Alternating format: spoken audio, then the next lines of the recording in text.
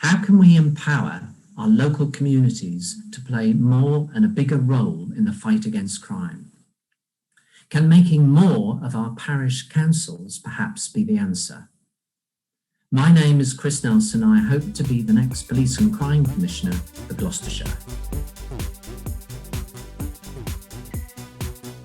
Welcome to Bright Ideas, the new channel for policy and innovation in public policy. My name is Matthew Scott. Remember, if you like these videos, subscribe to this channel and click on the bell button so you get notified of the videos as they come through. If you like this pitch, make sure you like the video as well and share it with your friends. I'm really pleased to welcome Chris, our candidate in Gloucestershire. Chris, it's over to you for your pitch. Thank you very much, Matthew. Now, crime is much worse in Gloucestershire than people realise. It's up 13% over the last year on the latest figures. Antisocial behaviour, the rate of that is over 30% higher than the national average.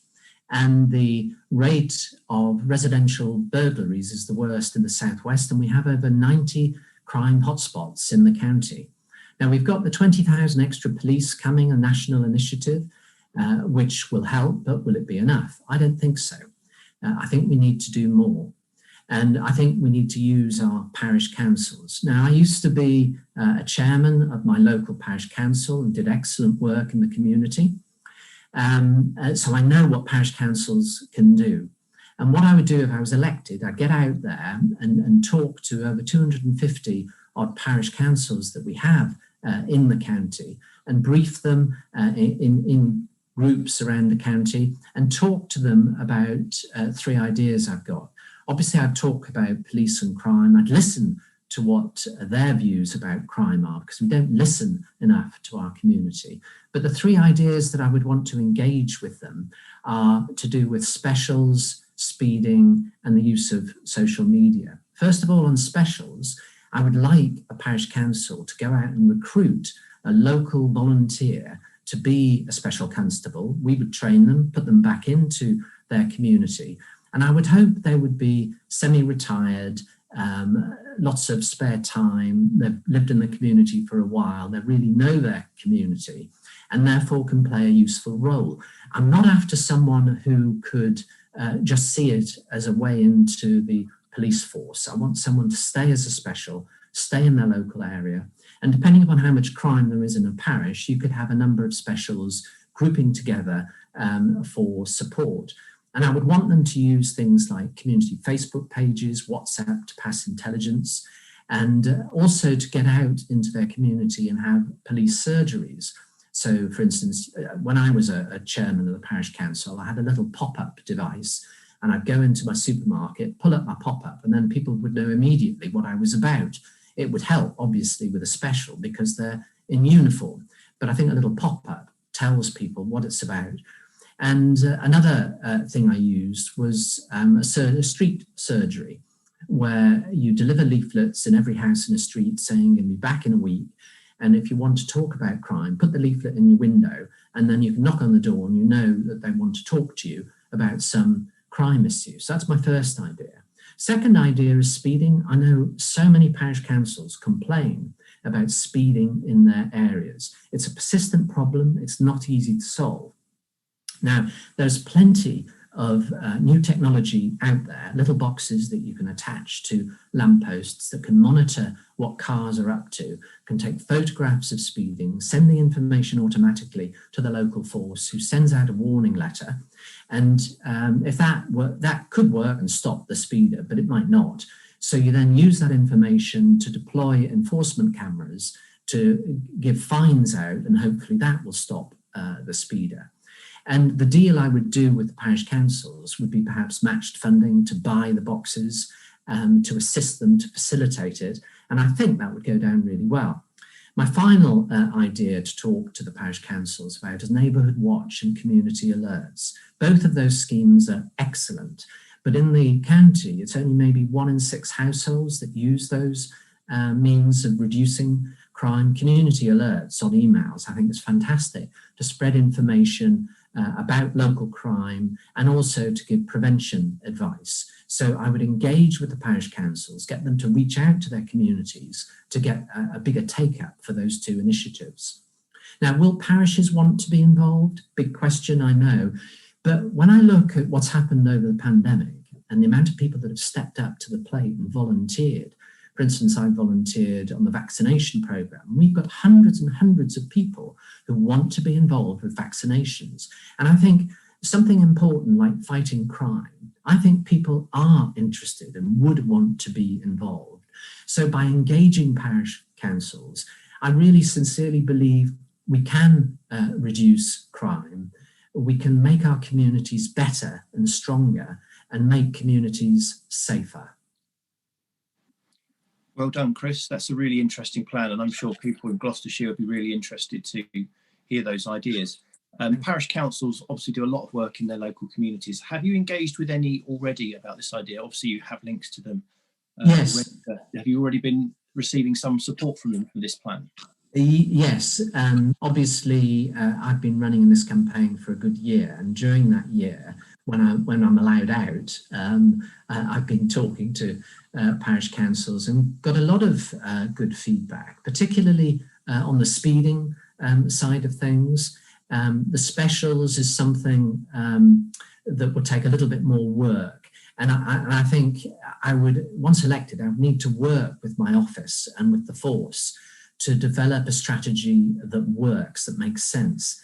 For instance, they've got 140 specials at the moment, which I think is way, way too low. I'd like to double that to at least 300 specials in the community.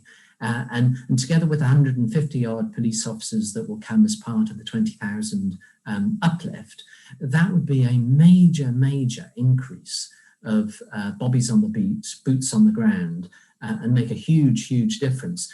And I think with this scheme, if I could introduce it in some areas that are perhaps more keen, and then the word would get out and spread. So, and I'm also talking to parish councils within lockdown on Zoom.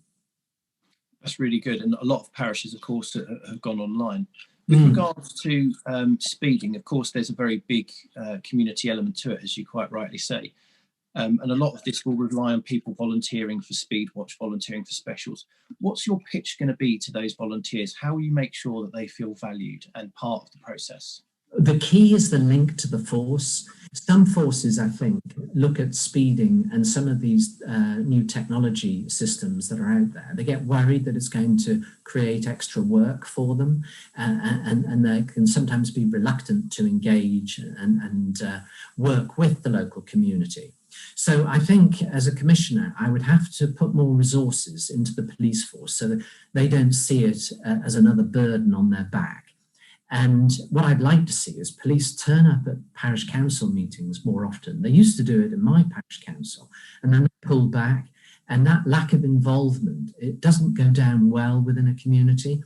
So I think working very closely with the police will encourage people to feel valued, will empower a parish council. They will know when they deploy a system to stop speeding. The local force will take action and they will be able to make a difference and stop speeding, particularly borough councillors and county councillors. They'll jump at an idea like this, where they can do something in their community and make a difference, because often councillors feel a lack of money or a lack of involvement with establishment can undermine their position. And that's why I use the phrase humble parish councils. They're the lowest level in the local administration. But I think it's an untapped resource that if we work closely together with these brilliant volunteers, it'll make a huge difference. You're absolutely right. And you mentioned briefly at the end there, money. Do you think there'll be much of a cost to this programme? Well, obviously, there's a cost of training a special, providing a uniform, giving an equipment level to the special. And I think to make the job worthwhile, you've got to provide proper training. So yes, there's a cost there. They're volunteers, so there's no pay involved. Although there's been lots of talk within the police and crime commissioner community about giving bonuses to reward specials, which I quite like. As an ex-serviceman, we have that for our reserves to have an annual bonus, and I see nothing wrong with that. There's some legal hurdles that we have to get over.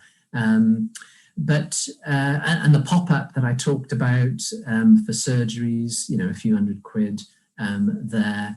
There might be some transport provision that has to be provided. The speeding boxes, they're not that expensive, maybe £500 a time. And when I look at my budget, it's almost £130 million, and there's so much wastage that I know that's going on within the force, that I'm sure I can find the savings to do everything that we're doing at the moment, but do this as well. And if we can drive crime down, I'd love to make Gloucestershire the safest county in the whole country. A fantastic note to end there, a brilliant aspiration for your county. And I will be competitive with you because I want to make Kent the safest. So very best of luck to you there. Chris, very best of luck in Gloucestershire, and thank you for joining us. Remember to subscribe so that you get these videos in your feed. Hit the bell notification so that you get them first. And remember to like this video to give Chris your support and share it with your friends. Again, Chris, good luck and thank you for joining me. Thank you very much.